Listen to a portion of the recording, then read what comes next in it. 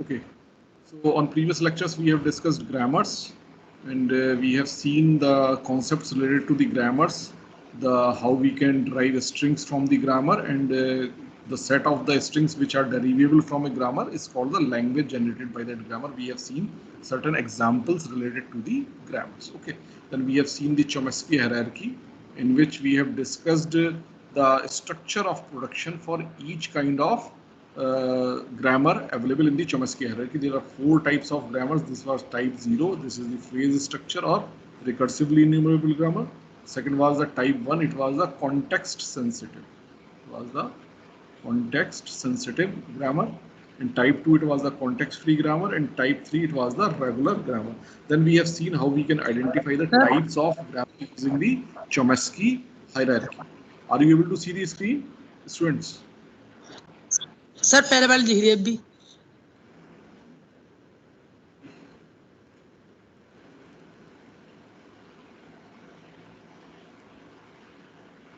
Now you are able to see the screen? Yes sir. Okay. So all these we have discussed. So identify the type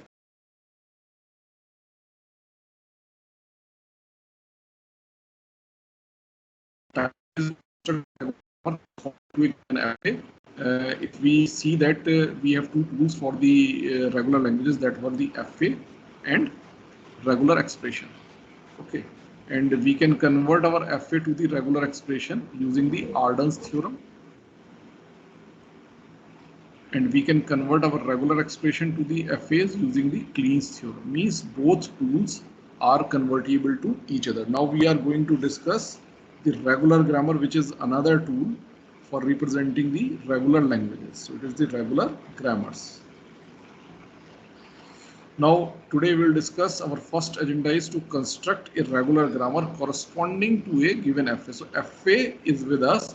We will convert this FA to the regular grammar. So how we can do it, this we will see. Okay, then we will see the reverse of it, construction of FA for a given regular grammar. So in this case regular grammar will be with us, and we will convert it to the corresponding FA. So we will discuss how we can do it. Okay, if we discuss these 2 methodologies, so we will be able to convert all 3 tools to each other. So regular grammar से FA और FA से regular grammar तो हम discuss करेंगे ही. Suppose हम regular expression से regular grammar चाहिए, तो रेगुलर एक्सप्रेशन से क्लीन थ्योरम का यूज करके हम एफए बनाएंगे और एफए से रेगुलर ग्रामर में कन्वर्ट कर लेंगे. सपोज हमें रेगुलर ग्रामर से रेगुलर एक्सप्रेशन चाहिए, तो रेगुलर ग्रामर हमारे पास है, पहले उसको हम एफए में कन्वर्ट करेंगे, फिर आर्डन्स थ्योरम का यूज करके उसके corresponding regular expression find out कर लेंगे. So all 3 tools available for the regular languages will be convertible to each other. We can convert regular grammar to FA, or FA to regular grammar, FA to regular expression, or regular expression to FA, and similarly regular expression to regular grammar, or regular grammar to the regular expression. I hope it is clear to everyone now, class. Is it clear, class? Can we move forward? Yes, sir. So first point, the construction of regular grammar for a given FA. So FA is given to us. We will convert this given FA to the corresponding grammar. So FA हमें मालूम है, so we assume that M is our FA. So this will be a set of 5 things: Q, sigma, delta, Q0, and F. So Q is consisting of these n+1 states from Q0 to Qn. There is alphabet, delta, transition function. This is known to us क्योंकि FA हमारे पास होगा तो transition function delta हमें known होगा. Q0 कौन सी start state होगी ये हमें मालूम होगा, और इन सारी स्टेट्स में से कौन कौन सी स्टेट्स फाइनल स्टेट्स हैं वो इस सेट F के अंदर आएंगी. Is it? तो इस तरह से FA हमें नोन है. अब ये FA जिस लैंग्वेज को रिप्रेजेंट कर रहा है, suppose that language is L of M. We are calling that language as L of M. So it is the language represented by this FA. Now same language को represent करने के लिए और generate करने के लिए now we will be writing a grammar. So that grammar we will be writing as G is equal to A0, A1, A2 and so on up till AN sigma P and A. Grammar क्या होती है हमारी? It is VN sigma P and S. Is it? ऐसी तो होती VN sigma P and S. तो sigma तो वही हो गया जो अल्फाबेट है हमारा. P अभी हम फाइंड आउट करेंगे. A0 will be the start symbol, जो कुछ भी यहाँ आया that is our start variable. So this is the start variable is A0. और ये जो हमारा set of variables आया है Vn, ये कैसे आया? अगर आप ध्यान से देखें तो M और G में कंपेयर करें तो जितनी इसमें स्टेट्स हैं FA में Q0 से लेके Qn तक, हर स्टेट के कॉरस्पॉन्डिंग मैंने क्या किया, अपने ग्रामर में एक वेरिएबल बनाया. Q0 के कॉरस्पॉन्डिंग वेरिएबल A0, Q0 के कॉरस्पॉन्डिंग वेरिएबल A0, Q1 के corresponding variable A1, similarly Q2 के corresponding A2 and so on, Qn के corresponding AN. So her state के कॉरस्पॉन्डिंग एक वेरिएबल मैंने बनाया, और जो मेरी स्टार्ट स्टेट है Q0, जो FA की स्टार्ट स्टेट है Q0, उसके कॉरस्पॉन्डिंग जो भी वेरिएबल A0 है, that is my start variable, that is my start variable, that is a special variable from where I will start the derivation of my strings, is it? So in this manner अगर आप देखें तो अगर मुझे set of states मालूम है तो मुझे set of variables पता चल गया. अगर मुझे सिग्मा मालूम है तो सिग्मा यहाँ पे as it is आएगा, और अगर ये सब मालूम है, मुझे start state मालूम है, तो मुझे start variable भी पता चल गया, is it? अब रह क्या गया? केवल P, set of production. तो this set of production we will be finding with the help of our transition function delta. And how we will be finding it? This P will be defined by following three rules. So these are three rules, 1, 2 and 3. So we'll see these rules one by one. So rule number 1 says that AI to AAJ, AI to AAJ is included in P. Means हम इस तरह का एक production rule अपने P में include करेंगे if delta QIA is equal to QJ. यानी कि अगर मेरे पास कहीं कोई स्टेट है QI और on A from QI I am moving to QJ, another state. So what I will do, QI के कॉरस्पॉन्डिंग वेरिएबल कौन सा हुआ? AI. AI, okay. On A I am moving, so on A I will move. कहाँ पे move करना? QJ. QJ के corresponding variable कौन सा है? AJ. सो AJ पे मूव कर जाऊंगा. यानी कि QI से अगर QJ में A ट्रांजिशन पे जा रहा हूँ, सो AI से on A I will move to AJ. So this kind of production I will be including into the P, provided this QJ is not a final state. So this QJ should not be a final state. अगर ये final state नहीं है तो मैं इस type का एक production include करूँगा. Is it clear class? पहला पॉइंट क्लियर है?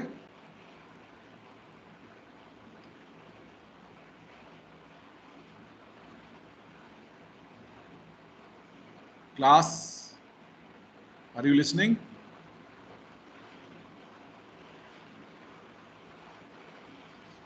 Yes, sir.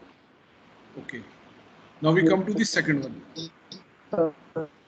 Now two productions of the form AI to AAJ and AI to A are included in P if delta QIA is equal to QJ belonging to F. Again देखिए ऊपर और नीचे वाले में कोई difference नहीं है, दोनों सेम.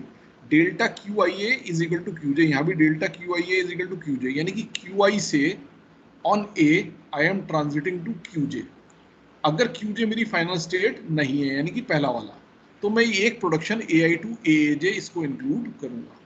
लेकिन अगर ये QJ मेरी सपोज फाइनल स्टेट है, अगर ये मेरी फाइनल स्टेट है, तो AI to AAJ ये तो इंक्लूड होगा ही होगा, साथ में AI से A एक प्रोडक्शन ये और इंक्लूड हो जाएगा. यानी कि QI के कॉरस्पॉन्डिंग जो वेरिएबल है AI, और जिस अल्फाबेट पे मैं ट्रांजिट कर रहा हूं वो alphabet, this production will also be included. यानी कि अगर QI से QJ पर मैं ऑन A ट्रांजिट कर रहा हूं तो एक प्रोडक्शन AI to AAJ तो इंक्लूड होगा ही होगा.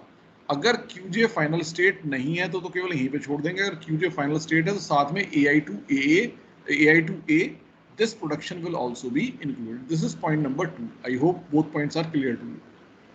Now come on the third one, which is a special one, A0, which is the variable corresponding to the start state, Q0 के corresponding variable, is it?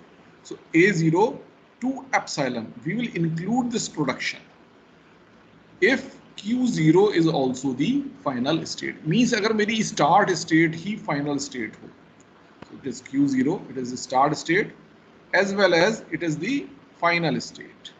अगर ये final state भी है सो A0 इसके corresponding जो variable होगा A0, उससे मैं एप्सिलॉन ड्राइव करूंगा। क्यों? क्योंकि नल भी डेरिवेबल होगा। अदरवाइज कोई नल प्रोडक्शन मेरे रेगुलर ग्रामर में अलाउड नहीं है, but always S to null is allowed just to include null into the language. Is it?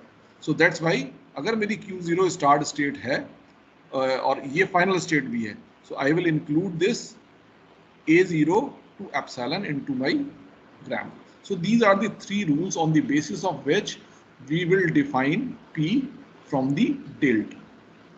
Delta से हम P find out करेंगे. I hope this process is clear. अगर process clear है, then we'll go for examples. Class, can we go for Yes, sir. examples? Okay.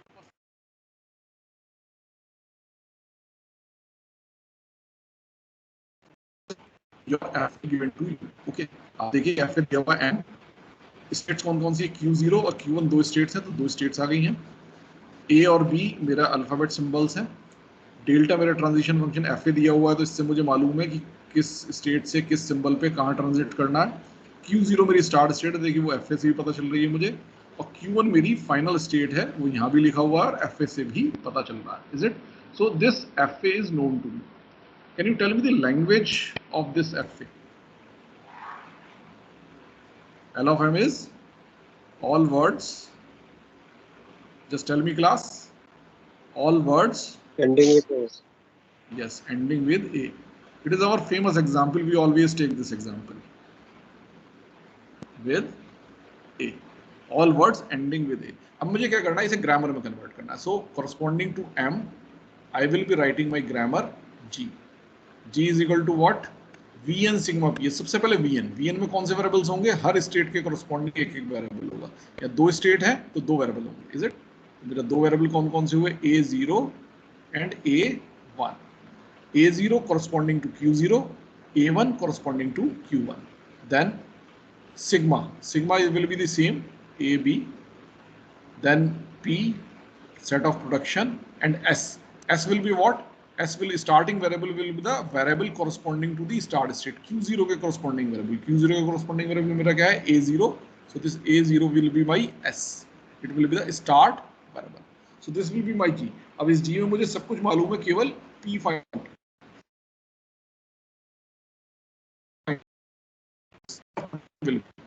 अब मैं क्या करूंगा? एक एक करके जो मेरे FA में ट्रांजिशंस हैं उनको एक्सेस करूंगा। तो सबसे पहला ट्रांजिशन मैं कर रहा हूँ Q0 on B is coming to Q0. Q0 से Q0 पे ही आ रहे हैं B पर। ओके, Q0 का कॉरस्पॉन्डिंग वेरिएबल क्या है? A0. सो A0 से मूव करेंगे। कहाँ मूव करेंगे? Q0 यानी कि A0 पे मूव करेंगे on B. So it will B B A0. I hope it is clear. इस ट्रांजिशन को मैंने प्रोसेस किया है। Q0 on B is moving to Q0. So Q0 यानी कि A0 on B I am moving to A0. So A0 on B I am moving to A0. So this is the first one. Okay. Then similarly मैं इसको अगला देखूंगा। Q0 on A is moving to Q1. Okay. Q0 on A is moving to Q1. So Q0 यानी कि A0 का ही production होगा, ठीक है, लेकिन किस पर है? आपकी बार A पर है। So I will write A here. और कहाँ जा रहा हूँ मैं? Q1 पे जा रहा हूँ। Q1 के कॉरस्पॉन्डिंग वेरिएबल मेरा क्या है? A1. Q1 के कॉरस्पॉन्डिंग वेरिएबल मेरा क्या है? A1. So it will be A1. अब लेकिन इसमें मैं एक चीज और ऐड करूंगा। Q0 से A पर मैं Q1 जा रहा हूँ, बट Q1 यहाँ मेरी फाइनल स्टेट भी है। फाइनल स्टेट भी है, तो यहाँ कौन सा रूल लगेगा? रूल 2। पहली बार में जब मैंने B पे किया था तो कौन सा रूल लगाया था? रूल 1 लगाया था, क्योंकि Q0 फाइनल स्टेट नहीं थी। I was not reaching to a final state, but in this case I am reaching to a final state, तो my rule number 2 will be applicable. So A0 to A1 तो आएगा ही आएगा, साथ में A0 to A भी आएगा। So A0 to A भी आएगा। So ये दो प्रोडक्शन मेरे ऐड हुए सेकंड रूल की वजह से, ठीक है। ये प्रोडक्शन मेरा ऐड हुआ जब मैंने इस ट्रांजिशन को प्रोसेस किया और रूल नंबर 1 अप्लाई किया। I hope it is clear class. कोई doubt? Yes, sir. Yes, sir. Yes, sir. Now simple है प्रोसेस, बहुत टफ नहीं है। A1, अब देखिए मैं Q1 के जो ट्रांजिशन है, अब Q0 के दोनों ट्रांजिशन B वाला भी A वाला भी मैं प्रोसेस कर चुका हूँ। अब Q1 के दोनों ट्रांजिशन में प्रोसेस करूंगा। Q1 ऑन A, सबसे पहले Q1 ऑन B ले लेते हैं। चलिए So Q1 on B is going to Q0. So इसलिए Q1 से शुरू हो रहा है तो इसलिए मेरा A1 वेरिएबल आ गया. Is it? On B I am moving, so I will be writing here B. Is it? उसके बाद कहाँ जा रहा हूँ? Q0 पे जा रहा हूँ, यानी कि A0. So B A0. Is it? तो ये मेरा ये वाला ट्रांजिशन प्रोसेस हो गया. अब अगला ट्रांजिशन प्रोसेस करता हूँ Q1 on A to Q1 itself. So Q1 से जाना यानी A1 से A1 पे ही जाना है. Q1 से Q1 पे यानी कि A1 से A1 पे ही जाना है on A. So it will be A1. Okay. And oblique A भी करूंगा. क्यों? क्योंकि Q1 पे जब पहुंच रहा हूँ, जब देखिए Q0 पे पहुंच रहा था तो ये नॉन फाइनल स्टेट थी, इसीलिए मैंने यहाँ B ऐड नहीं किया, केवल B A0 ऐड किया. लेकिन जब Q1 से on A Q1 पे आ रहा हूँ तो I am coming back to a final state. So I am reaching to a final state. So A1 to A1 तो होगा ही होगा, साथ में A1 to A भी होगा. So this will also be included. So सारे के सारे जो ट्रांजिशंस थे इसके डेल्टा के वो मैंने प्रोसेस कर लिए और मेरे उसके corresponding सारे के सारे प्रोडक्शंस बन गए. So this is the set of productions for the corresponding grammar which is representing the same language as defined by this FAM. Is it clear, class? So this is the process. Simple है process. Is it clear? Yes sir. Okay. Sir अब process तो हमने कर लिया, लेकिन अब ये जो हमारी ग्रामर है, ये ग्रामर वास्तव में जो हमारा FA है उसी की लैंग्वेज को रिप्रेजेंट कर रही है या कुछ गड़बड़ तो नहीं कर रही. This we have to check, this we have to issue. So let us see कि आपकी ये जो ग्रामर है कौन से वर्ड्स जनरेट कर रही है. आप देखिए, चूंकि A0 आपका स्टार्ट सिंबल है, सबसे पहले आप A0 से स्टार्ट करेंगे. अगर आपके पास ऑप्शन है या तो ये लगाएं या ये प्रोडक्शन यूज करें या ये प्रोडक्शन यूज करें. मैं सबसे पहले लास्ट वाला प्रोडक्शन ये वाला यूज कर रहा हूँ. So A0 is driving A. So A will be the part of the language. So A will be a word in this language. All words ending with A. Is it? So ये language मेरी होगी A. Is it?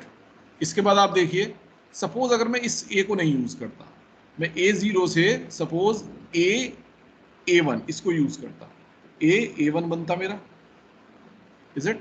अब मेरे पास चूंकि variable है A1, अब मुझे A1 को रिप्लेस करना है. ठीक है, A1 को मैं किससे कर सकता हूँ? या तो इससे कर सकता हूँ, या इससे कर सकता हूँ, या इससे कर सकता हूँ. अगेन मैं तीसरा वाला ऑप्शन लेता हूँ A. So I will reach to A.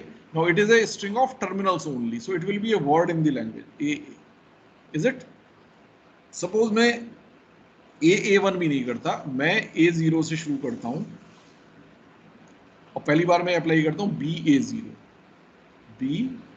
Is it? और उसके बाद फिर इस A0 के लिए मैं A वाले को यूज करता हूँ, तो I will be able to generate BA. So I will be this. ये सारे वो जनरेट करता चला जा रहा हूँ. इसी तरह से आप डिफरेंट वर्ड्स अगर जनरेट करेंगे तो आप देखेंगे आप सारे वर्ड जो A से एंड होते हैं वो जनरेट कर सकते हैं. फॉर एग्जांपल, सपोज मेरे पास कोई भी रैंडम वर्ड है, B A B A B B B A. Suppose this is the word. This I want to generate because this is a word ending with A, so it should be the part of the language. It should be, I should be able to generate this word from this set of production P. From this grammar G, I should be able to generate this word. तो अगर ये word मुझे generate करना हो तो मैं इससे कैसे ड्राइव करूंगा? आप देखिए, मैं A से स्टार्ट करता हूँ, A0 से स्टार्ट करता हूँ. उसके बाद चूंकि मुझे यहाँ B जनरेट करना है, so I will be using this production BA0. So BA0. Is it? अब पहला B तो जनरेट हो गया, अब मुझे अगला फिर B चाहिए. अब देखिए, अगला B चाहिए तो मैं इसको यूज नहीं कर सकता, इसको यूज नहीं कर सकता. I am bound to use this. Okay, again I will be using this. It will be BA0. इस A0 की जगह मैंने क्या यूज किया? वापस BA0 यूज किया. Is it? उसके बाद अब A0 है. अब मुझे अगला वर्ड अगला क्या लेटर जनरेट करना है? This A. ओके, अब मुझे A चाहिए तो मेरे पास दो ऑप्शन है, या तो इसको यूज करूं या इसको यूज करूं. अगर मैं इसको यूज करता हूं तो मेरा वर्ड यहीं पे फिनिश हो जाएगा, BBA यहीं पे फिनिश हो जाएगा मेरा वर्ड. बट अभी मेरा वर्ड फिनिश नहीं होना है. सो इसका मतलब मुझे ये A यूज नहीं करना है, मुझे इस वाले A1 को यूज करना है. Is it? सो मैं क्या कर रहा हूँ, B तो मेरे पास आ गया और इस A0 की जगह मैंने क्या यूज किया? A1, ये वाला प्रोडक्शन यूज किया. सो A1. Is it? A1, अब देखिए मेरे पास A1 आ गया। जब भी मैं A जनरेट कर रहा हूँ I am moving to A1, और जब भी मैं B जनरेट कर रहा हूँ I am moving to A0, you can see. Okay, ठीक है। तो अब देखिए यहाँ तक मेरा वर्ड जनरेट हो गया। अगला भी मुझे क्या चाहिए, A चाहिए। अब A1 से A जनरेट करने के लिए मेरे पास दो ऑप्शन है, या तो ये वाला या ये वाला। अगर मैं ये वाला यूज करता हूँ तो मेरा वर्ड यहीं पे फिनिश हो जाएगा, क्योंकि A1 हट करके केवल A आ जाएगा। Is it? जो मुझे नहीं चाहिए, मुझे अभी वर्ड आगे और बढ़ाना है। So means I will be using this one, so I will use again A1, so it will derive BB A1, is it? अब वापस मेरे पास A1 है, यहाँ तक मैं जनरेट कर चुका हूँ। अब मुझे क्या चाहिए, B चाहिए। अब A1 पर मैं हूँ और मुझे B चाहिए, तो मेरे पास एक ही ऑप्शन में इस वाले प्रोडक्शन को यूज करूँ, क्योंकि इन दोनों को यूज करूँगा तो क्या आएगा, A आएगा, जबकि मुझे क्या चाहिए, B। So I will use BA0, it will generate BB AA BA0। तो आप यहाँ तक जनरेट कर चुके, देखिए। इसी तरह से आप देखिए अब A0 पे पहुँच गए। अब A0 पे अगर आप पहुँच गए, आपको क्या चाहिए, A चाहिए। तो या तो ये ऑप्शन है, ये ऑप्शन है। अगर लास्ट A होता तो मैं इसको यूज करता, अदरवाइज इसको यूज करूँगा। तो I will keep on doing my derivation in this way, and you will see that you will be able to generate this word. So this I am leaving as home exercise for you, and you can see that any word which is ending with A, you will be able to generate using this particular grammar. Is it clear, class? So this grammar is generating the same language which is being generated, which is being recognized by this particular FA. That is the all words ending with A. Is it clear, class? Class.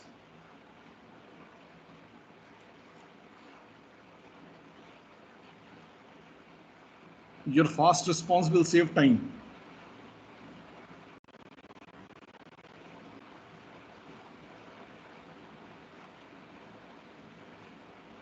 Is anyone listening?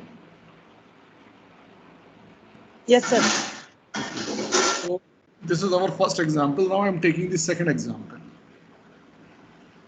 This one. Okay. So let me change the color.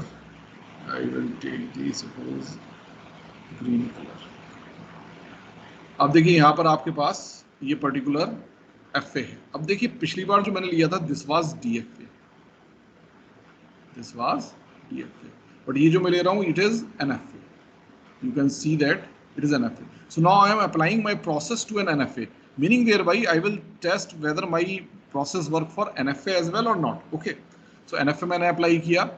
अब देखिए Q0 से A पर मैं Q0 पे भी रह सकता हूँ और Q1 पे भी जा सकता हूँ। Q1 का A और B किसी पे भी ट्रांजिशन है ही नहीं, so it is simply an NFA. And again this NFA is for which language? All words ending with A. Okay.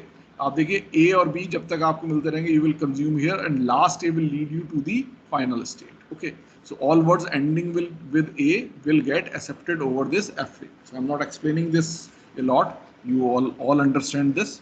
So all words ending with A is represented by this NFA. अब इसको मुझे grammar में convert करना है, so I will convert it to the grammar G. G will be equal to, हर state के corresponding एक variable बनाइए, Q0 के कॉरस्पॉन्डिंग A0, Q1 के corresponding A1, then AB will be the alphabet, same one, set of production P आपको find out करना है, और S क्या होगा आपका जो स्टार्ट स्टेट है Q0, इसके कॉरस्पॉन्डिंग जो भी वेरिएबल है, यानी कि A0 will be the start variable. So this will be your G.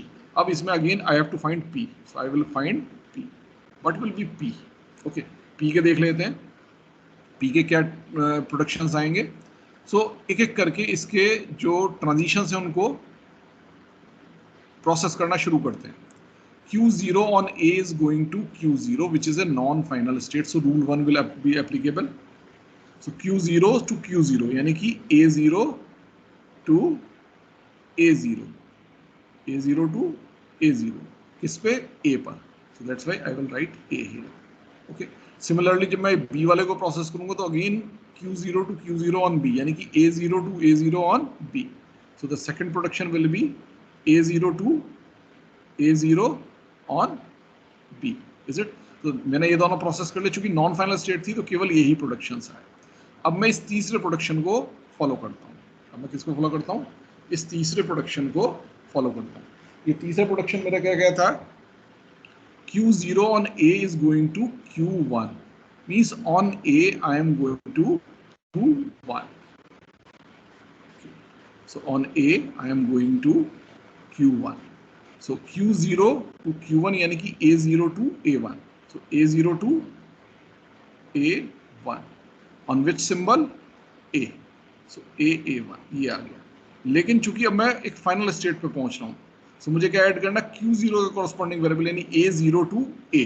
This also has to be included. So A I will include here. Is it? So ये मैंने इसको प्रोसेस किया तो ये सारे के सारे बने. अब चूंकि Q1 से कोई ट्रांजिशन जा ही नहीं रहा, तो यानी कि जितने भी ट्रांजिशन इस मेरे FA में थे वो सब मैंने प्रोसेस कर लिए. मुझे ये 4 प्रोडक्शन रूल्स मिले. So this is my grammar corresponding to this. Obviously you can compare that these two grammars are different. इसमें प्रोडक्शंस डिफरेंट हैं, इसमें प्रोडक्शंस डिफरेंट हैं, बट ये दोनों ग्रामर सेम लैंग्वेज को रिप्रेजेंट कर रही हैं. तो इसका मतलब क्या है कि regular grammar corresponding to a given language is not unique, may not be unique. There may be multiple different grammars for the same language. जैसे कि सेम लैंग्वेज के लिए मल्टीपल एफएज हो सकते हैं, सेम लैंग्वेज के लिए डिफरेंट रेगुलर एक्सप्रेशन लिख सकते हैं आप. उसी तरह से सेम लैंग्वेज के लिए डिफरेंट ग्रामर्स आप लिख सकते हैं. अब अगेन हम इंश्योर करेंगे कि जो ग्रामर हमारे पास आई, this grammar is correct. This is generating all words ending with A. अब देखिए, अगर कोई भी वर्ड आपको जनरेट करना, देखिए आपको कोई भी वर्ड, जैसे यही वर्ड था B B A B, suppose ये मैं जनरेट कर रहा हूँ, ठीक है, यही वर्ड जनरेट कर रहा हूँ. सो बी, जब तक मुझे बी चाहिए होगा, A0 से मैं शुरू करूंगा. आई will be using this production BA0. तो जितने भी बी मुझे चाहिए होंगे उतने बी जनरेट हो जाएंगे एंड अल्टीमेटली मेरे पास वेरिएबल क्या रहेगा? A0. Is it?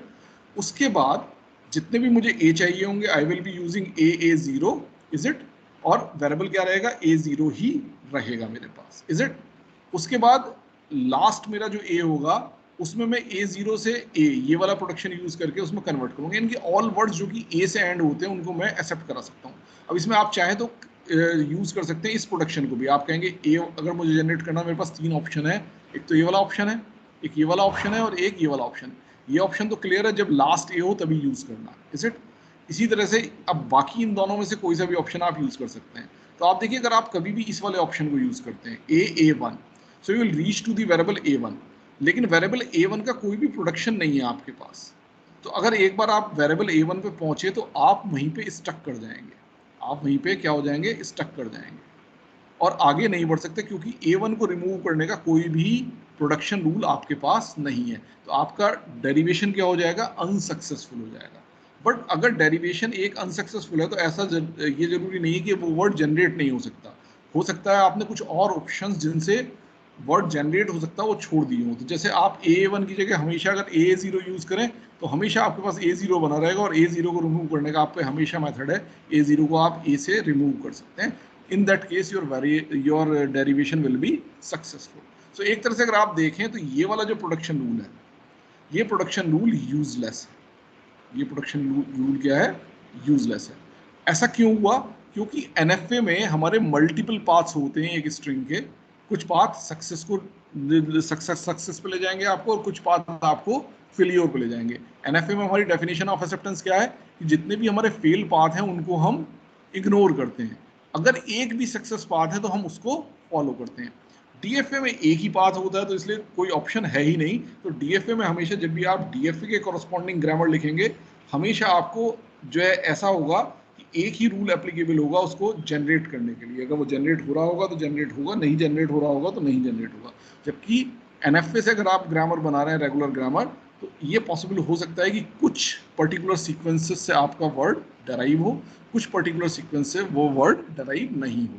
तो अगर किसी भी सीक्वेंस से हमारा वर्ड डराइव होता है तो that is a successful derivation and word will be the part of the language. Is it? तो आप देखिए यहाँ पे भी मेरे all words ending with A will get accepted, but these two are different grammars because production rules are different, but they are representing the same language. I hope this point is clear. और कहने का purpose एक और है कि हमारा process DFA और NFA दोनों पे ही एप्लीकेबल है. Is it clear, class?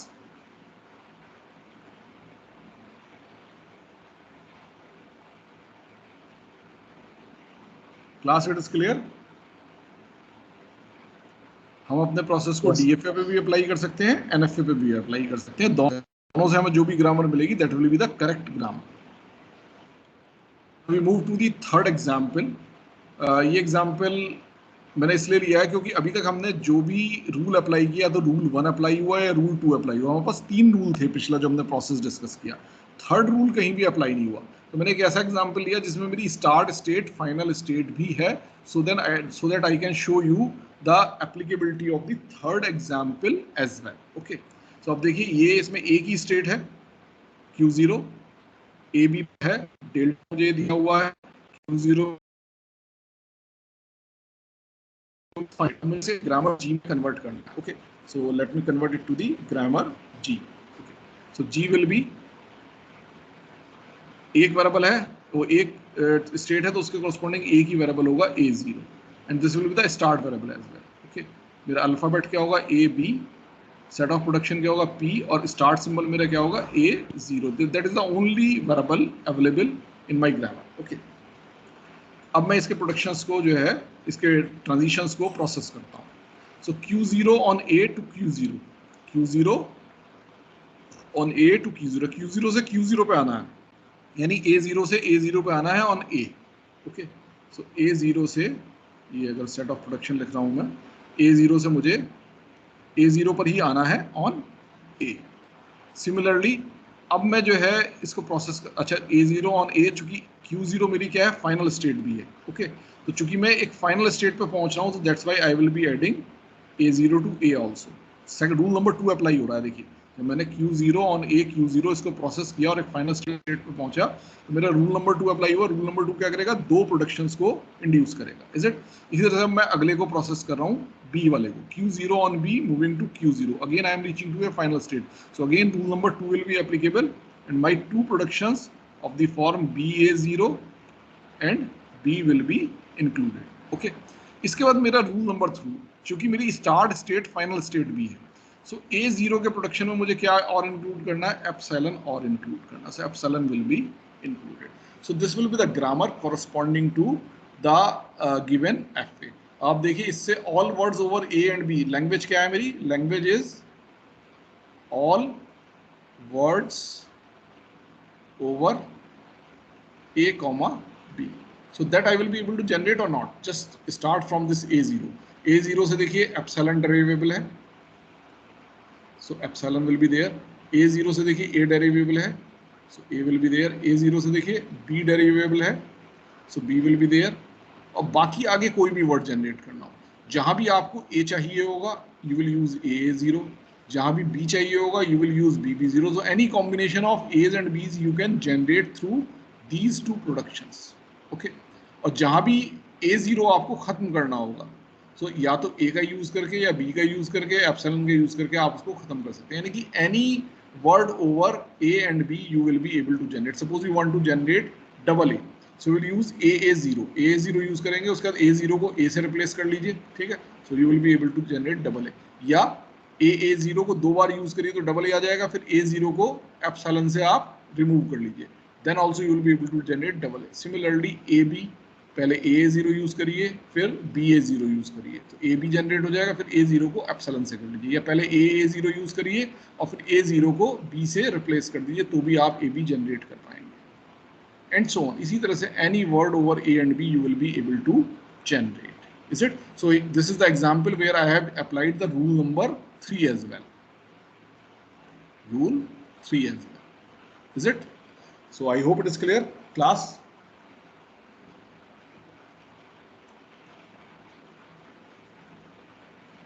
It is clear, class.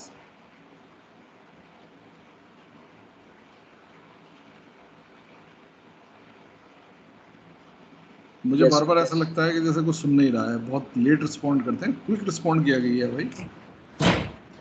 Okay, now I'm taking one more example. If you look at this FA, this is an epsilon NFA. Let me check whether my process will work for epsilon NFA also or not.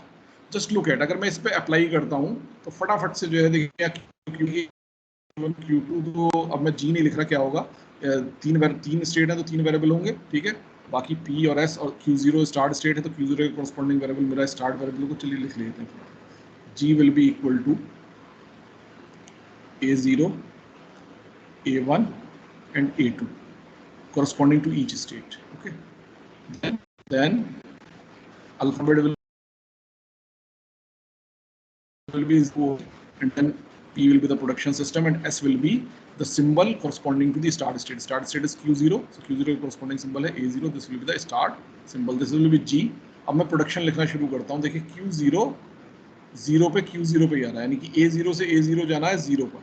Okay, production set A0 से 0 पर A0 पे ही जाना है. Is it? Okay, this is one.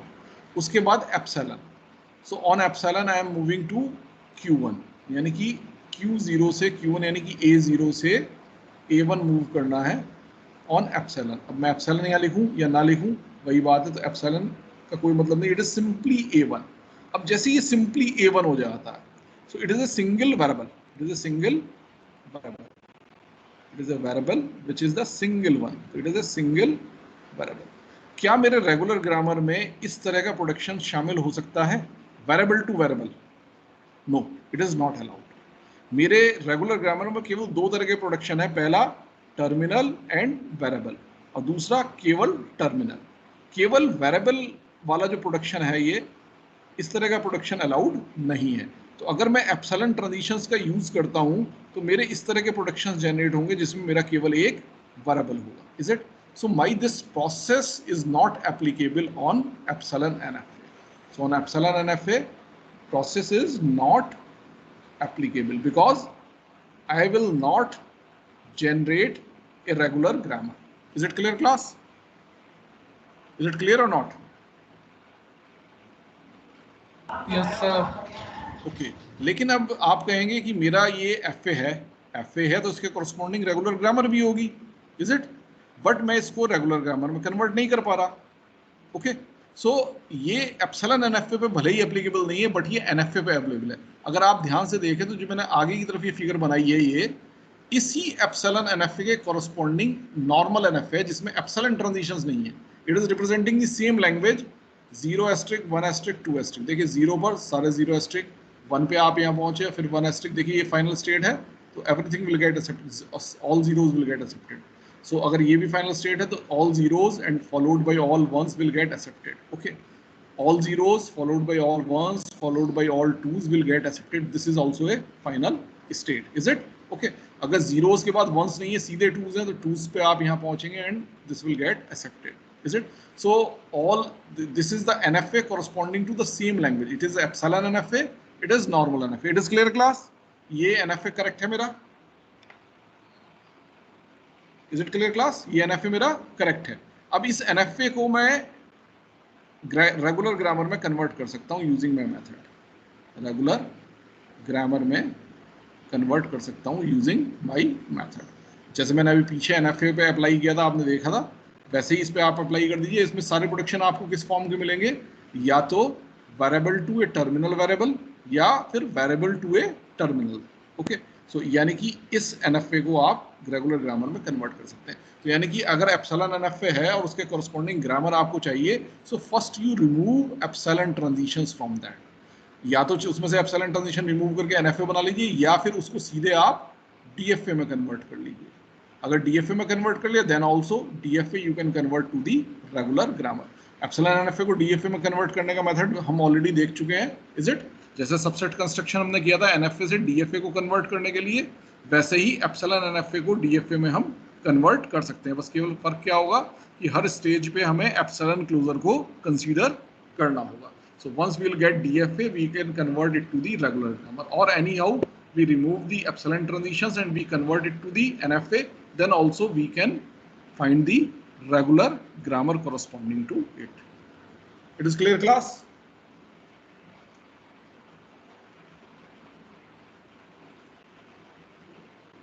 Class, it is clear? My process is applicable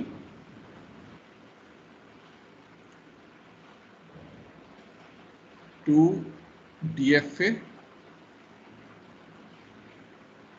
and NFA, but not applicable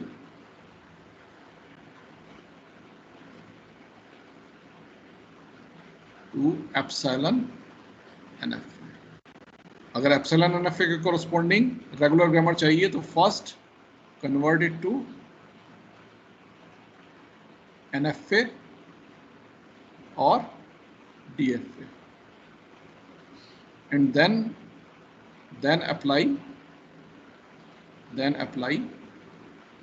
process to find the regular grammar. Is it clear, class? Yes, sir. So we have seen one construction. If FA is given to us, we can always convert it to the corresponding regular grammar. Is it?